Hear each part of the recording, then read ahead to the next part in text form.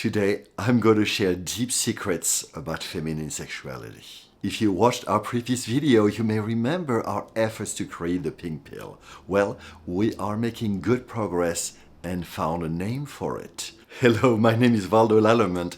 I'm a relationship coach. I created the Vibrant Couple to further my purpose of liberating love through connection and playfulness. There is a lot on the internet on how to pick up chicks, but very little on how to romance one's life partner. Welcome to our Flirting with Your Wife series. Today is our 7th episode.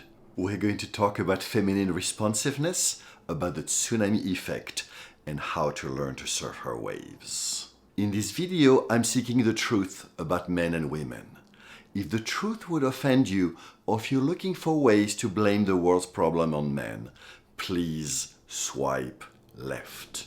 I know you all want to get into the juicy details of feminine sexuality. Yes, please. But first, we have to make a detour into masculine sexuality. Most men learn sex through masturbation that leads to ejaculation, jackpot.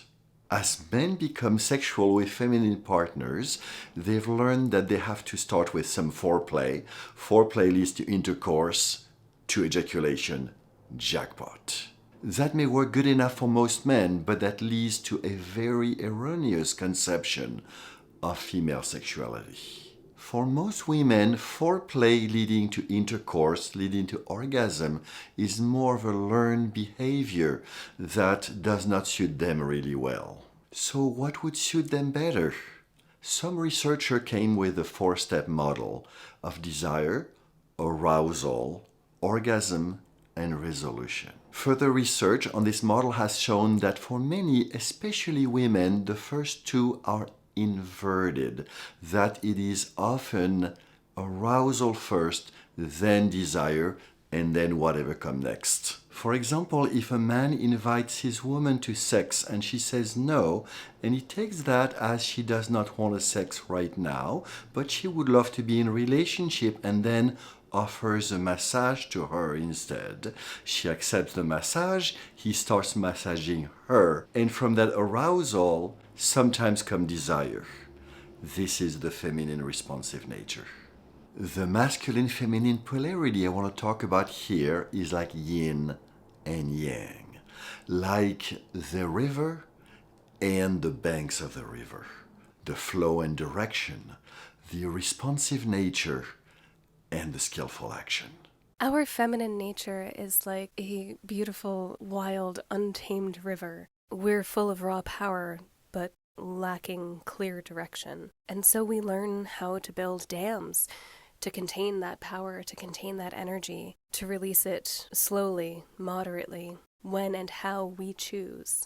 That's what makes us feel safe, like we can fit in, like we can function in the world. When the masculine shows up with the capacity to hold not only all the water in our dam, but also the energy and the power of the river that filled that reservoir, that's when we can truly let go, when we feel truly safe and seen and held and loved. So what does that mean to the feminine sex sequence? So first, let's bring foreplay back. Lots of it, please, because often intercourse happens way too soon for most women. What is also missing for many women is the before play. That is all you do before you start touching each other sexually. For example, you may send her a text in the morning and said, "Darling, I cannot wait for our date tonight." That plays a very critical role of getting her in a mood, not necessarily for sex, but for playing with you, for showing up to you, to your relationship with her responsive nature. Whether sex happens or not, where is pleasure? Pleasure is paramount. Pleasure is feminine. Pleasure should be the center word in that sex sequence. I trust you know, men, that many women have never experienced an orgasm, and that many do not reach orgasm through intercourse. What is less known and is very frustrating to many men is that women, of course, they would love to have an orgasm, but often are very happy with pleasurable, connected play with you more than the search for an orgasm. Actually, the search for an orgasm is a pleasure killer for many women. It kills the sex, it kills the mood to be playful with you. You can imagine by now that there is no model that can fully describe feminine sexuality. However, I would love to add one element, which is the afterplay. Afterplay is critical for women. They want to cuddle with you, they want to hear they are loved, they want to talk with you, they want to look at the future, they want to know that you'll be there for them. And often what they get is men snoring shortly after ejaculation. Your partner needs for you to understand the complexity of her feminine inner ways, to facilitate your understanding of your woman's responsive nature and her need for your strength, your direction, your skillful action. I'm going to use the metaphor of a lighthouse. So this is the way, as men, we see the lighthouse, tall, strong, erect. And this is what women would love to see. What I want to know is that there is a lighthouse here, grounded, strong. The storms can batter it, but it will not move. And when my king leaves his castle to go out into the world, to adventure, to explore, to learn, I know that he'll come home safely, because the lighthouse will bring him home. Because no matter what storms may rage outside, we have built this connection, this mutually beneficial attachment. One of the highly influential factors for women in long-term relationships is intimacy, or lack thereof. You want sex and intimacy, and she wants passionate intimacy and sex, typically in that order. You invite her to sex, you start your foreplay sequence. I'm pretty sure you have proven techniques that she enjoys quite a bit. Foreplay is usually both exhilarating for men as it is leading to intercourse and frustrating because at the beginning not much seems to be happening. Why aren't women more linear? Some comes from dam construction. The water needs to accumulate and accumulate and accumulate before the dam becomes full. She's most likely very much enjoying that water accumulation, her becoming full. If you bear with her as her dam is getting full, when the floodgates open, a big wave is going to happen. That's what I call the tsunami effect. Very few men have built the capacity to be with feminine storms. Hold on. What is it? I can't believe this. What do I do about it? This is a typical men's experience of the feminine tsunamis. And this is very sadly women's experience of men with their feminine tsunamis. As a result, too many women allow themselves less and less and less to surrender into their feminine, to welcome their feminine waves, their feminine tsunamis crashing on his masculine rock. Because too often I feel that I need to contain myself. This is what I allow the world to see. This is what I might allow myself to experience in the arms of my partner. But this is what I'm yearning for.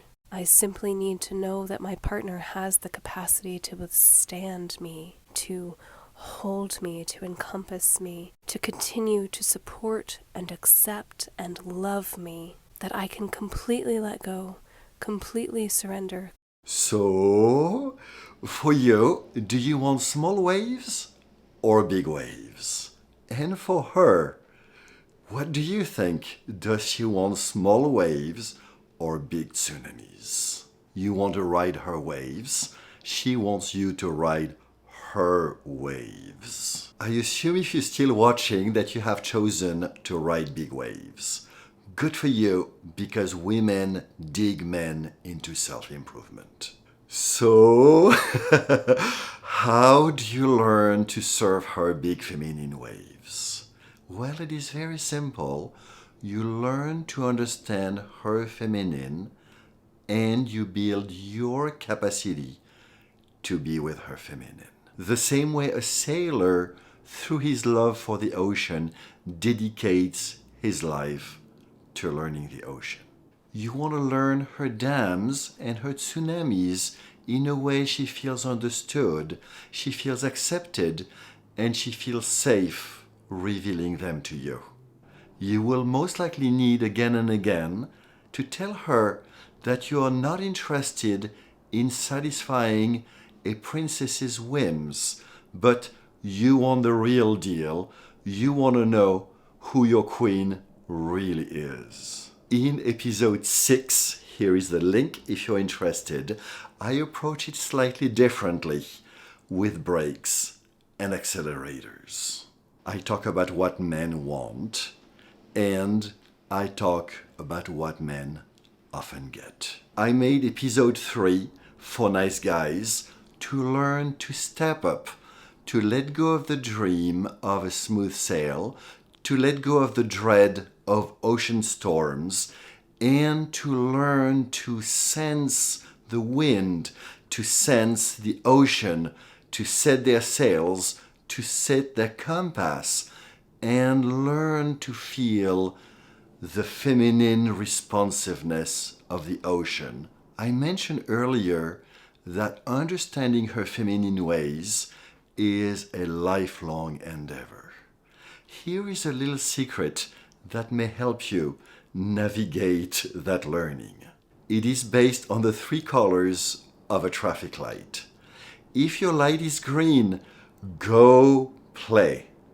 If your light is red, you may want to seek some form of therapy in order to release your own brakes that are preventing you from being present and playful. And if your light is amber, this is what I call practice territory. For example, if you were a single young man, I would invite you to confront your fear of women, and we don't have to hide it.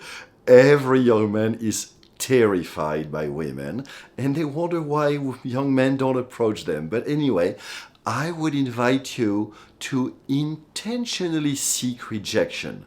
And so, not seeking rejection just for the sake of being rejected, kind of like an incel would do, but to seek rejection as a way of building that capacity to be with rejection. I am hoping that you're happily married or in a happy long-term relationship, and please do not practice rejection with your wife. This is a terrible recipe for failure. This is the place where a coach may be really helpful to help you define what capacity you want to build, what practices that would help you build those capacities. For example, many of the men I coach struggle when their woman is upset or when their woman is crying. One practice I give them is that when their partner cries, to hold her. Simply, without trying to calm her down, without trying to end the crying, just being there with her. When I'm storming, when I'm sad or I'm scared, when I'm confused, when I'm angry even, I just want you to be there with me. I just want you to hold me, to wrap me up, hold me tight. You don't need to say anything. You don't need to do anything.